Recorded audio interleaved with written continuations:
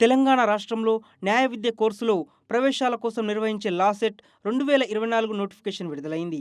Telangana PG LAWCET నోటిఫికేషన్ను ఉన్నత విద్యా మండలి మార్చి 15న విడుదల చేసింది.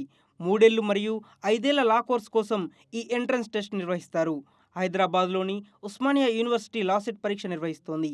మార్చి 15 నుంచి ఏప్రిల్ 15వ తేదీ వరకు ఆన్లైన్లో దరఖాస్తు చేసుకునే అవకాశం ఉంది.